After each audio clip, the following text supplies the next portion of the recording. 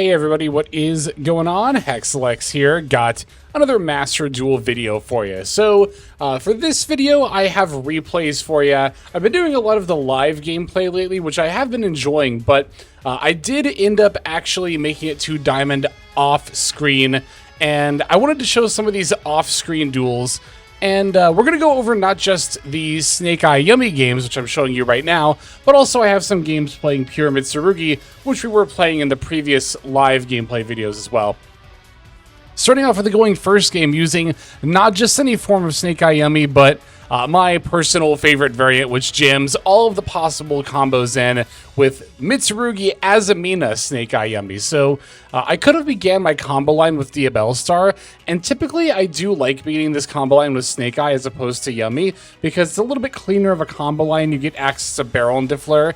However, when it comes to playing into hand traps, I wanted to use my normal summon first to try to get them to commit to using a hand trap, right? Because if I use my normal summon on a Yummy monster, they'll probably assume I don't have too much in the way of extenders in hand. But my opponent ended up not really having any hand traps at all for me here, so that also definitely works out. But by beginning the combo line with a Yummy monster and not Snake Eye plays, I will not have Barrel and Defleur on my end board. I'll only have Borreload and Ilia Sylvia and Herald and Murakumo and IP and Great Purification and Prayers and Yummy Surprise. Woe is me. But yeah, this is the main way that you pivot from just doing regular Snake Eye Yummy stuff to all those other plays, by going level 2 Yummy Monster plus Herald into the Rasila Sinister Soul of the White Forest. This not only allows you to use the Rasila effect, sending away the minion to search up the LZ Azumina, but now you can use your Herald of the Arclight to search up the Habakiri as well. And even though we use Herald as a material in order to search up Mitsurugi stuff and make synchro plays here, we actually also still have the ability to add the Herald to our end board through the Shamisen Samsara Sorrowcat, which we'll see here momentarily. But for now, I'm equipping the Borreload. We're adding the Deception of the Sinful Spoils. From there, we do our Mitsurugi plays. It's a very limited Mitsurugi package we have. Saji is the only non-ritual Mitsurugi monster in our deck, so we just Habakiri for Saji, Saji for Ritual, and then just use the Ritual to throw out the Murakumo, using the Habakiri to search Great Purification. But we'll also get access to Prayers as well as Great Purification, because Deception actually tributes in order to add your Azumina card. And because we tributed Murakumo, now Murakumo can add the Great Purification and then revive itself. So that's a really fun way in which these engines kind of synergize with each other, albeit probably unintentionally, but it's still really cool. Yeah, I'm not going to pretend like this variant is like better than just Snake Eye Yummy without all these combo pieces, but I don't think it's bad. We are going to see more replays from this deck, but this is the only going first game I'm actually going to show you. All the other games are going to be us going second, but with this deck. With Mitsurugi, which I'll show you again later on in the video, that one is more like... we have a blend of going first and going second games, but here, I don't even really need to be doing my full Snake Eye stuff. Like you're going to see here in a moment, I don't even go for the Flamberge, because I really just don't even have room on my board at this point. Now, normally I do go for Flamberge during my combo lines, but it's because I open not only a Yummy Monster, but also the Diabellstar. Opening Diabellstar allows you to kind of skip a few steps here, as you're seeing. Summoning out the Magician's Souls. I could have actually probably set up the ability to send 2 Speller Trap cards and drawn 2 cards instead of only 1, but yeah, there's us using the Sorrowcat, putting back the Herald to revive it, and then we can go 3+1 to put the Herald back on our board. I'll use the Wanted to not only deck thin, but also get a card draw with it here. And yeah, I mean, obviously we're looking really solid. Not only do we have this whole combo line that we set up, but we have a bunch of hand traps in our hand here as well. Now, our opponent's going to be on Branded, and you'll notice they didn't concede. We are going to have to play through their stuff here. They're going to special summon Ecclesia and immediately move to battle phase. I think they're trying to intimidate me to use either IP or Herald here. Well, it would have to be IP, right? But what I'm going to do is I'm going to use the Prayers, tributing the Murakumo so then I can revive and wipe the Ecclesia. They're going to try to use Sarnir to banish my Murakumo, but I'm definitely willing to use my Borreload negate here. I think that's totally fine. The way I see it, like, we have more than 6 pieces of disruption, so as long as we use 1 piece of disruption per card in hand, I think we'll be fine. I'm going to use the Ash Blossom against the Ecclesia here, so they can not have access to Fallen and the Virtuous, and because it'll free up my other negates. Now here, I'm going to let them resolve the Nadir Servant, and when it comes to Fallen of the White Dragon, I'm going to use the Murakumo negate. Because of the Dogmatica Ecclesia, they already can't special summon for the rest of from the extra deck. So yeah, I figured the Fallen of White really didn't pose that much of a threat, and they're going to concede knowing I still have quite a few disruption effects here. 3 Omni negates still. Alright, so as mentioned, the rest of these Azumina, Mitsurugi, Snake Eye, Yummy games are all going to be going second. Now here, our Malice opponent's going to begin with March Hare and TB11. Even though I have Fulos, you'll notice that I'm throwing out the Ash Blossom here, because I already have 3 different starters in my hand. I really don't need the draws, and I'd rather stop them accessing their Malice engine at all if possible. But here when they special summon the March Hare, I can still throw out the Fulos. That way, in case they try to go into a Link 1 and then back up at Ignister, I can start getting draws right away. They're going to set 1 and then pass over to me. We're going to activate the Bonfire here, and they're going to chain Ash Blossom. Now, even though I drew Poplar, I was actually considering adding Poplar off Bonfire anyway. That way, I wouldn't have to commit my normal summon, but that's fine. We can just normal summon Poplar here anyway, because we're able to link off into the Link Kribo, and now that we have a Link 1 in play, we can special summon the Lollipo Yummy. Of course, the Poplar will also put itself, or the Ash Blossom, in the spell Trap Zone, and we can activate Original Sinful Spoils and send that away. At this point, I'm really trying to just bait out my opponent's face down card to see if it's like Imperm or something, or to see if their last card in hand does end up being Ash Blossom. But one thing you'll notice is that I'm kind of hanging on to the Habakiri here a little bit. Whenever I'm playing a deck like this with multiple engines, I tend to like to hold back and only show off the engines that I've demonstrated that I have so far. Like, I didn't start summoning Yummy monsters until I already had the Cups of Yummy in play. Sure enough, they do have a hand trap. It's actually going to be Dominus Impulse here. They're going to use that to stop my Oak from summoning out the Flamberge. But as soon as I reveal Habakiri, they're just going to go ahead and concede. Even without Habakiri, though, I think I still had that one in the bag. All right, another going second game. Here we don't have any hand traps to help us out. So we're going to have to rely entirely on our turn to push. But that's actually another huge strength that this deck has, is the fact that because you have so many different engines, you can play through a ton of different negates here. Now here up against K9 Vanquish Soul, if I remember right, this opponent actually did end up kind of bricking a bit. They're going to have to use Rock of the Vanquisher to summon the Raisin from hand to be able to keep making plays. They're going to add Holly Sue and then just pass it over to me. So I'm expecting this Holly Sue to come up during my turn. And unfortunately for us, we top deck Saji, which is quite literally the worst thing we could have drawn, I think, here, except for like Fulos, maybe. Although here, because I have prayers, I'm able to make use of it quite well, not only putting Saji's body on the board, but also getting multiple searches during the draw phase here, too. I'm going to activate Bonfire next, because I really want to normal summon Snake Eye Ash, although I could special summon Poplar here as well. I think I do add, yeah, Poplar, because I figured I wanted to still be able to normal summon a Yummy monster later if I had to. Now here they are going to activate Izuna from hand. I figured that if their hand was dead, they probably had a lot of hand traps, and Izuna is going to be among them. So they're going to Izuna to dump the Lupus here, and now they've got access to the Holly Sue as well. They're going to reveal the Mad Love. So it looks like we have to deal with the Izuna going to a rank 5 as well as the Holly Sue steal effect. And of course, we have to watch our columns and not play into Raisins to potentially let them pop our monsters here. So I decided to kind of break my own rule of not, only going one engine at a time. Although, to be fair, no, I did already show them Saji and Prayers. They already know I'm on Mitsurugi. So I'm going to use my Mitsurugi stuff in order to answer their board here. They're going to end up making the Nosh Knight as their rank 5. And I'm going to summon Murakumo from deck. Now, Murakumo gets to board wipe, and I'm actually going to chain block it with the Habakiri search, because I value the board wipe a lot more than the search here. They're going to chain Nosh Knight, which was expected. I'm going to use Murakumo to make them have to discard to use it.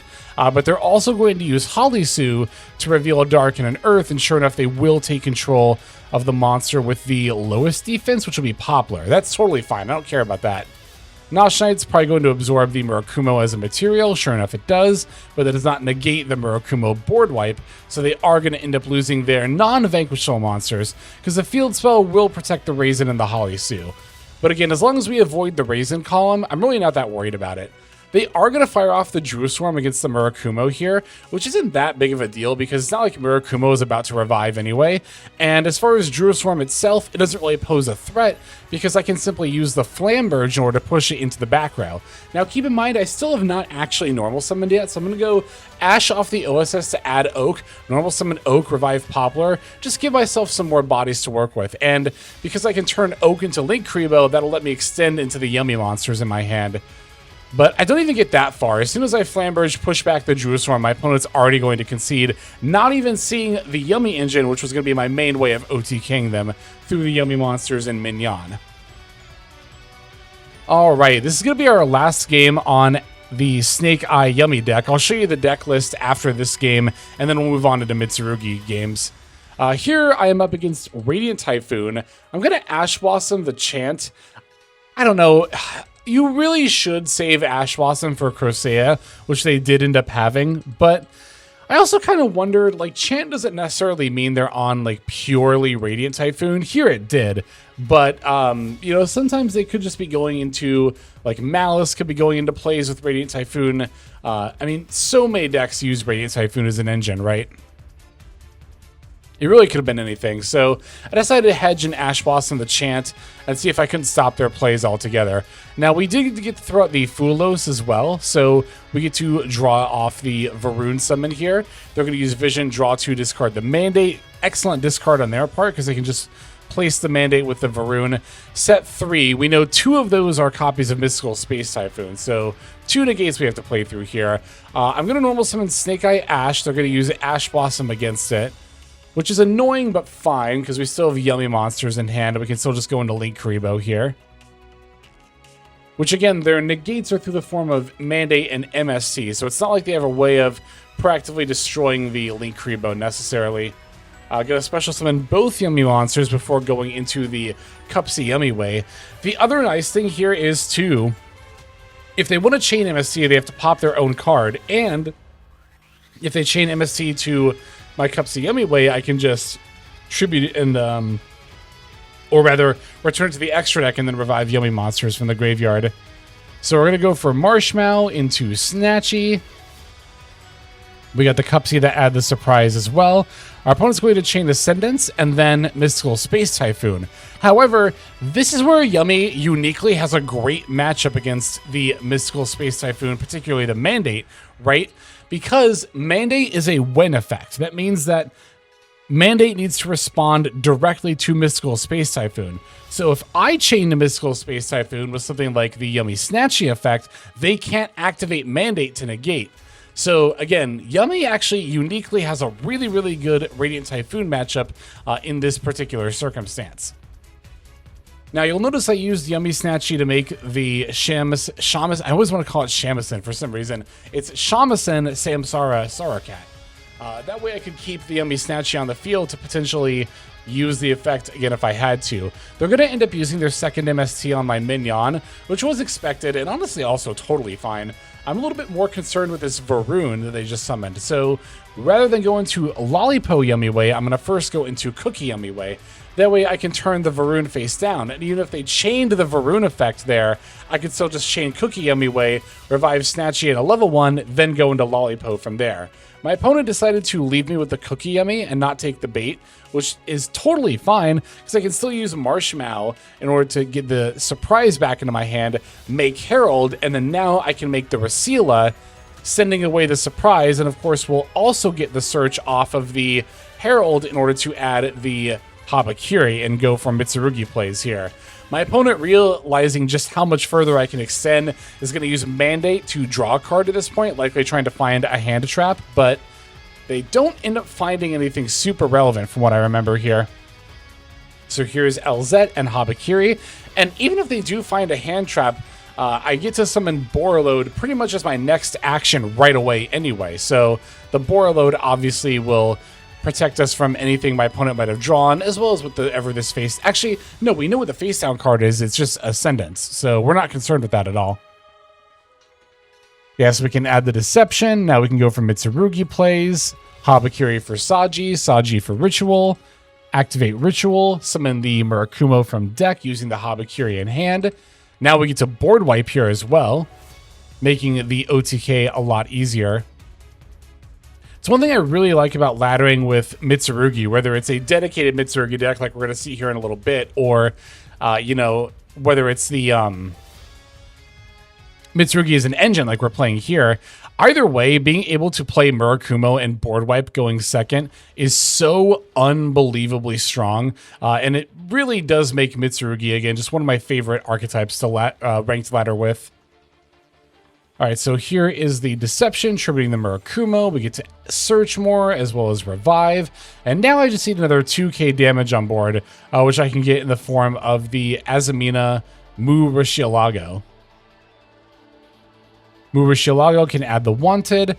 I decided to throw down the Wanted and summon out the Diabell Star here anyway, because I didn't want to end up in a scenario where my opponent somehow is able to summon a monster and, you know, I'm not able to go for lethal because I tried to do exact lethal instead of extending into more bodies, but I won't overextend too much. I mean, we have the Borreload negate, so really there's nothing they could realistically do to us here. All right, so those are the games that or some of the games at least, that I played with Snake Eye, Mitsurugi, Azumina, Snake Eye Yumi off screen. Here's the deck list. I'll go ahead and click through it card by card so you can see everything. I have actually updated this, by the way, since the last time I showed it. I took out 2 Droll and Lockbird for 2 Ghost Spell. I think Ghost Spell is just a better hand trap than Droll in the current meta, given that there's so much Branded running around and Droll does nothing against it. Plus, Ghost Spell has a lot of good use cases against pretty much every meta deck right now. I also went up from 44 to 45 cards, adding a copy of Triple Tactics Talent. That way we had at least some amount of board breaker cards in here, even if it's only just the one. And also, I don't mind going up to 45 cards from 44, because there's a lot of cards like Saji and pretty much any of our spell and trap cards that I'm not always trying to open here. A lot of one-ofs in the spell and trap cards, but that's just because stuff like Bonfire and OSS is limited and everything else is searchable, so you don't really end up needing more than one copy. Yeah, going through the extra deck space is very tight. You have to play exactly this 15. You really don't have any other option, but really fun deck I like to mess around with here on a ranked ladder is this Snake Eye Yumi variant. But as mentioned, it was not just Snake Eye Yumi that I played off screen. I also played more of that pure Mitsurugi deck that I've been using lately as well. So here's some more gameplay with that. Beginning with a going second game up against K9 VS yet again. They're going to begin with normal summon Madlove, add the field spell. I'm going to Fuelos here because of the Link 1 Rock of the Vanquisher. I like throwing out Fuelos after the first normal summon against any deck that I know has a Link 1. The Fuelos does make their Eason alive, which is totally fine because if they want to make a rank 5 here, obviously I'll get a draw for it, but it looks like they're going to set up the Lupus for my turn, as well as summoning out Halisu before passing. So they gave me no draws off Fuelos. They also set up the Snow Devil here, so they played very well into my Fuwa. We're going to have to work a little bit to dismantle this board. Pre-prep is a pretty solid top deck here. Obviously, I already have, like, you know, 2 different ways to begin plays, but having a third is never a bad option. After I add off pre-prep, they're going to immediately activate the Lupus effect and go for the Izuna, or not Izuna, Ripper, the rank 5 version of her, which is totally fine because now all I have to do is chain block and I can avoid having to play into the Ripper at all. They're going to go for the Halisu here to summon out Raisin. And I'm going to dump Saji plus Kusanagi and summon out the Murakumo from my hand. So basically, in order to avoid playing into my opponent's board, we're going to play in the middle column, so that way it can't get popped by Raisin. We're going to go Chainlink 1 Kusanagi, Chainlink 2 Saji, Chainlink 3 Murakumo. And my opponent's going to concede because Ripper has to respond directly to the effect that's activating in the hand or graveyard. Because I ended the Chainlink with a monster effect on field, Ripper was not allowed to activate. Then my opponent's going to lose their whole board, and obviously I am fully free to just swing in for lethal. All right, here's the going first game. I really hate opening Saji, as mentioned before, but at least with a hand like this, it doesn't really matter that we did, because I can just normal summon and add Great Purification here. I did add specifically Great Purification in case my opponent had Droll and Lockbird. That way, I'd be able to set up Murakumo plus Great Purification even under the Droll. Because we already have the Ritual in hand, we were able to search that trap card, but now we can just go for the rest of our plays here. Again, I already have access to so many things that I can even use Aramasa to search a Wosu for potential follow-up here. Now we're going to use Ritual in order to summon out the Futsu no Mitama from our deck. Murakumo, of course, gets to revive. We'll add Mirror, that way we can summon Habakiri. And then after activating Mirror to summon Habakiri, we're going to use the Futsu no Mitama search here in order to grab prayers. We are also, of course, on the Magatama, but I like prioritizing adding prayers over Magatama. It's just a stronger card. And we can link away our Saji and Habakiri in order to put IP on our end board. So this is the one thing that I kind of don't like about pure Mitsurugi as opposed to other variants, is that the turn 1 end board, when uninterrupted, actually tends to be a little bit weaker, but I think it's a fine trade-off for the ability to push through hand traps and disruptions a lot better. They're going to let the Pure Map get negated. Fulos is totally fine. I don't care if they draw once off the IP. Now, between the Pure Map and the Sky Striker cards, I already know this is going to be yummy. So when they summon the Hornet drones, I'm going to activate Futsu no Mitama, revive Saji, Saji F to search, but then I'm going to go IP into SP and banish the token. That way they can't link it to Kagari, have a link 1 monster, and then potentially be able to just special summon, yummy monsters from the hand. Gives them 1 draw, but that's totally fine. They're going to normal summon the Lollipo Yummy and then link into Yummy Snatchy. Now, when they activate, I planned on using the Little Knight here, but they didn't activate the Yummy Snatchy effect. They just played Mignon from hand. But that doesn't really matter. I can still just use the Little Knight effect in order to banish out the Snatchy, and now they can't extend off Mignon, nor can they extend even if they have more Yummy monsters in hand. Keep in mind, we still had access to the Great Purification the whole time as well. I really like saving the Omni-Negate for last if possible. Okay, here we are going first yet again. We got the pre-prep for Mirror plus Habakiri. Gonna throw out the Habakiri for Saji, of course. Saji F is going to activate, adding the Ritual. Now we get to activate Ritual. I'm gonna dump the Lamia here because I already have Kusanagi in hand, and I can just normal summon it to get the effect. But we'll dump Lamia alongside the Aramasa. Aramasa is going to search out Murakumo. Then I can normal summon Kusanagi and use that to add back the Ritual. Now we activate Mitsurugi Ritual. I'm going to tribute the Habakiri on board in order to summon out the Futsu no Mitama from my deck. Alright, now Habakiri gets to revive. We're going to add Great Purification. I did screw up my zones a little bit here. And now I have to put Murakumo under one of the EMZs, which plays into Relinquish Anima, but it's not that big of a deal. Ideally, I would have put Habakiri in one of the zones under the EMZs. That way, Murakumo could be on, like, the far right main monster zone. And then, yeah, I'd have the Futsu no Mitama in the middle with IP. But yeah, I mean, pretty much the same setup as before. We have Maxi and Ghostbell to back it up here as well. They're going to begin with normal summon Cartesia, activating the Cartesia effect. I'm actually going to chain Fallen and the Virtuous on Cartesia, hoping to avoid them being able to go into Granganol. But of course the effect will still resolve, so I'm going to chain the Maxi here as well. So we pop the Cartesia. Unfortunately for us, they had a second Cartesia in hand, so they can just make Granganol here anyway. We do get to draw off that. Granganol is going to activate. We're going to summon off the Futsu no Mitama.